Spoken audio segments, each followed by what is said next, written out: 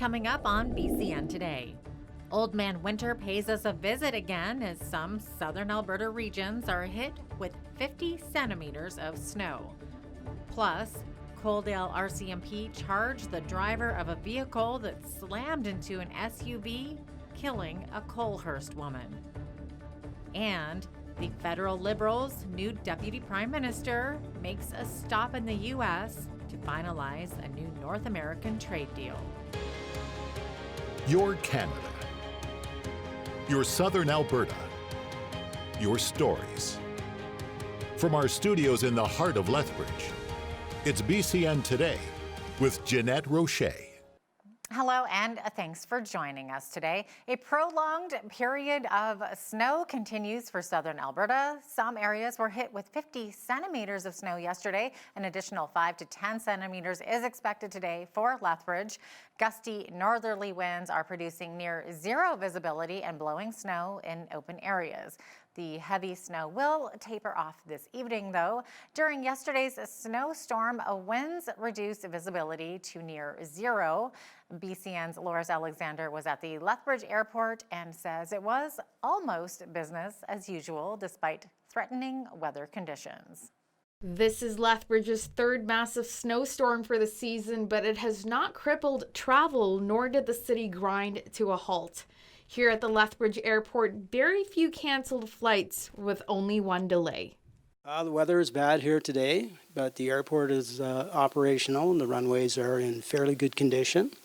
The wind is blowing straight across the runway, so it's not sticking to the runway, so it isn't too bad. Conditions are not too bad. It looks bad in the city and everything else, but we have all of our available equipment out on the runways, and everyone else is able to keep up with the snow as required, and we'll just kind of keep an eye on the changing weather patterns, and the planes are able to come and go as they need to, and we'll just keep on toughing it out.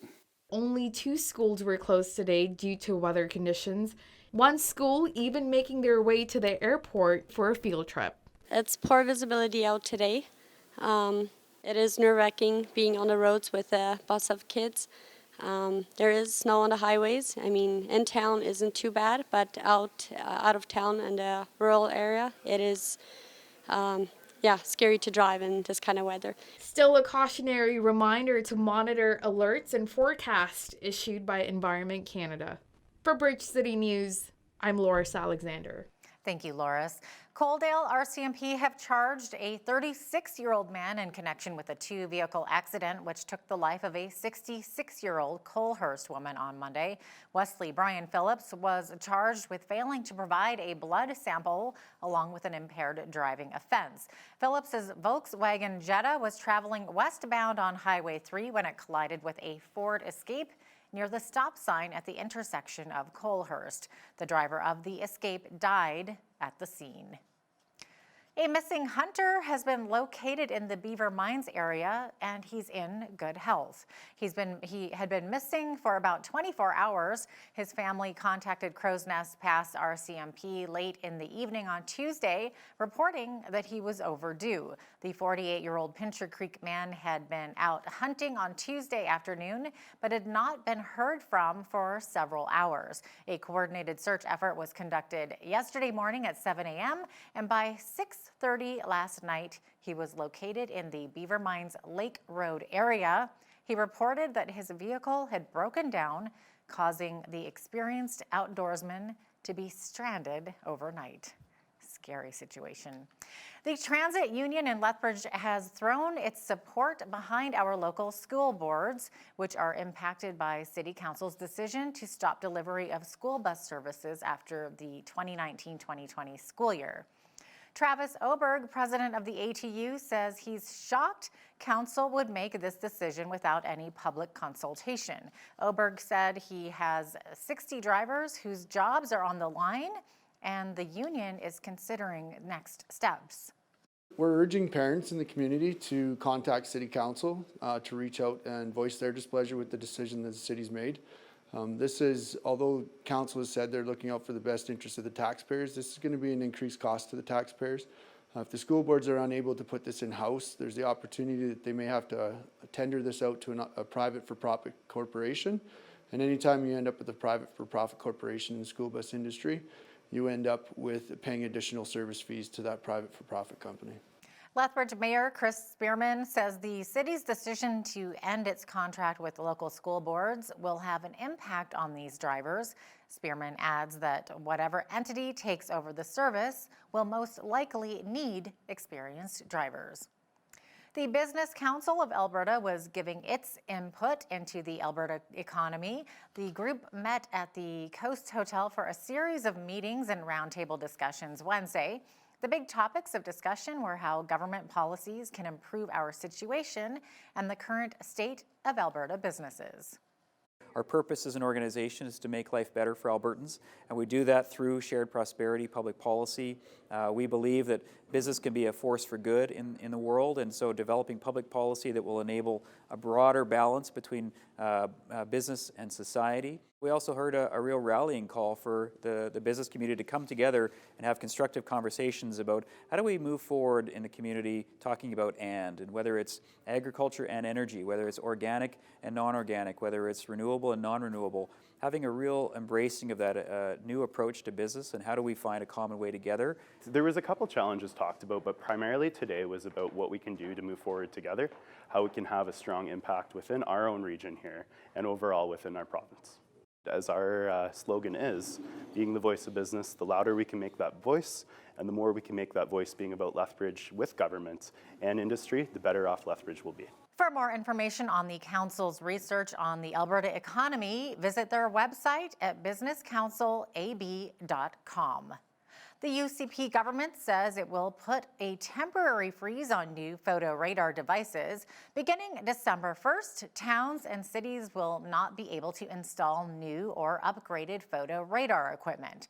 The freeze will be in place while the province works to define rules for photo radar site selection, operational restrictions, and data collection. A review last year found that photo radar operations only showed a marginal contribution to traffic safety, despite Alberta having the highest number of photo radar devices per capita compared to other provinces. Photo radar across the province generated $220 million in 2016 to 2017. The Lethbridge Bulls will have a new man in the dugout next season. The ball club announced that Craig Snook, who pitched for the team during the 2014 and 2016 seasons, will become the new head coach. Snook replaces Jesse Sawyer, who was an assistant coach when Snook last wore the Bulls colors. Snook is currently the third base coach at Arizona Western College and was recently the head coach of the Martinsville Mustangs of the Coastal Plain League last summer. Calgary Flames head coach Bill Peters has apologized to his team's general manager 2 days after a former player alleged that Peters directed racist comments at him when they were both in the minor leagues 10 years ago. Peters was not with the Flames in Buffalo for their game against the Sabres last night as the team investigates the allegations. In a letter to the Flames GM, Brad Treleving, Peters says that he used offensive language in a professional setting and called it an isolated and immediately regrettable incident. So for us as a staff, we're just trying to keep things as normal and as consistent as possible. Everybody's doing the same jobs that they would normally do. Our game day routine is the same in terms of when our meetings are, what the meeting is. We just want to make it as seamless as possible for the players right now. A team of Transportation Safety Board investigators has been dispatched to Kingston, Ontario, where a small plane went down last night. Police are only saying that there were multiple fatalities. The U.S. registered plane was flying from Toronto to Kingston when it crashed roughly 7 kilometers from Kingston's airport. A second campaign has started with the goal of ousting Conservative leader Andrew Scheer. Corey Tenecki, a one-time spokesman for former Prime Minister Stephen Harper, is a driving force behind the campaign aimed at galvanizing grassroots party members against Scheer following the party's showing in last month's election. The campaign that's collecting signatures via a website called Conservative Victory says, quote, "When a political leader fails, they resign." Trade talks aimed at getting the new trade agreement closer to completion will be paused today for the U.S. Thanksgiving holiday. Yesterday, Deputy Prime Minister Freeland was in Washington for a meeting with her U.S. and Mexican counterparts. The meeting was meant to help steer the three countries around the final obstacles to ratifying the new NAFTA. The push is on to get the deal done before the U.S. impeachment drama and the presidential election campaign seasons puts everything on hold. And earlier this week, Freeland met with Saskatchewan Premier Doug Moe to discuss the divisions between his province and Ottawa. There are no commitments made with respect. This was a listening meeting for the Deputy Prime Minister. Understandably, she's been on the job, I believe, for 6 days now. So she, we brought her up to speed from Saskatchewan's perspective, and also, had some good discussion with respect to, what potentially could be possible with each of the items that we talked about. We had some good discussion with respect to this meeting. It took some time to work through some of the, some of the opportunities that may be present, and the Deputy Prime Minister is getting up to speed on a number of these files. She's been in the foreign relations minister post for some time, so she's getting up to speed on some of the files, how where the federal government has been from a stance and where they are today, where the province of Saskatchewan has been.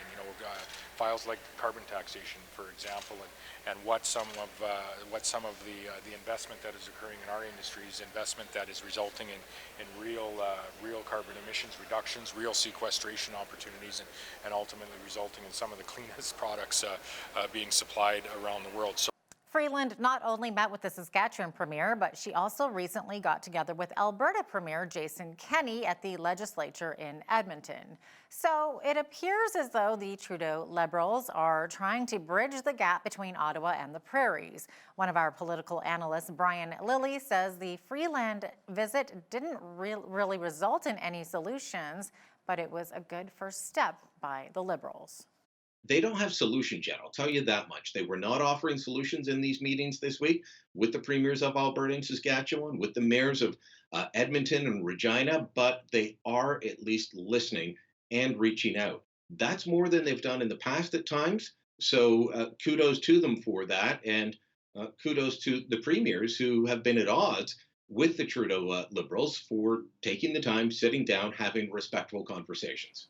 Catch the full interview with Brian Lilly as he also talks about how the U.S. is upset with Canada's defense budget. That is coming up in the second half of our show. Arguments wrapped up in a federal court case challenging a Canadian Human Rights Tribunal ruling that ordered Ottawa to pay billions in compensation to First Nations children and their families. Advocates say government must stop fighting Indigenous children in court and must compensate families for its injustices. I'm feeling really confident, most of all because I see caring Canadians of all diversities understanding what's happening in this courtroom, which is that Canada is continuing to refuse to accept responsibility for the way it's treating children, and it's refusing to pay the compensation that these children deserve. So with Canadians standing with the children, no matter what happens with this decision, I'm confident that not only will the kids win, but the country will win too. We are working with the Assembly of First Nations on what the process should be for compensation. We are going to make that December 10th deadline to submit our plan to the tribunal. The judge has taken the decision under reserve. I expect he will rule before December 10th, but that really is up to the judge. Well, the winter storm warning continues for much of southwestern Alberta. The snow will continue, but for how much longer? Complete weather details are coming up right after the break. Keep it right here.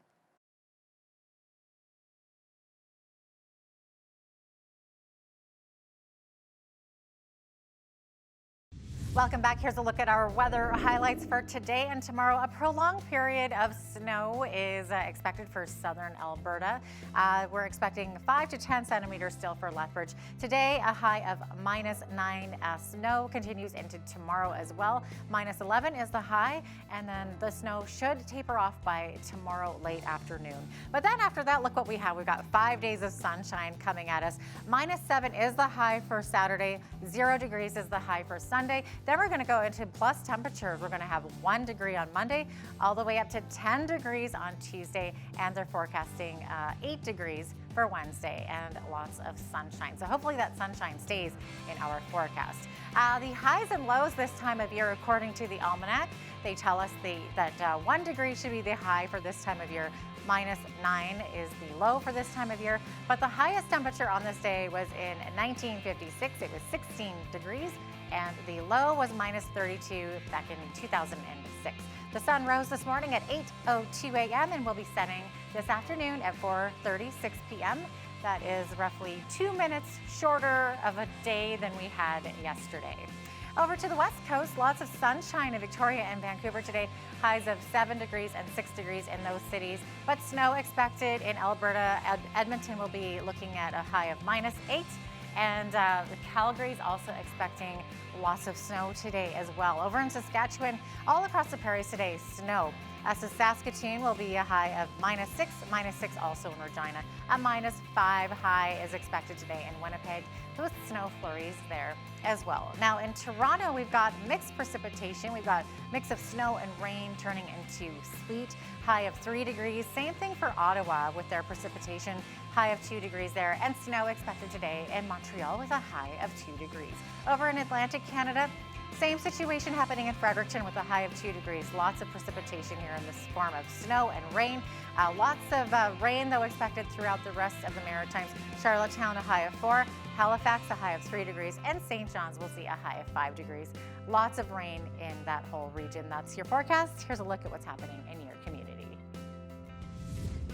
Here's your Bridge City News Community Calendar. The Downtown Lethbridge BRZ is looking for volunteers to help with the Downtown Holiday Market, taking place Saturday, November 23rd. Volunteers will be assisting with setup and takedown, handing out popcorn and hot chocolate, and the best job of all, helping Santa Claus. For more information, email Tasha at tasha@downtownlethbridge.com.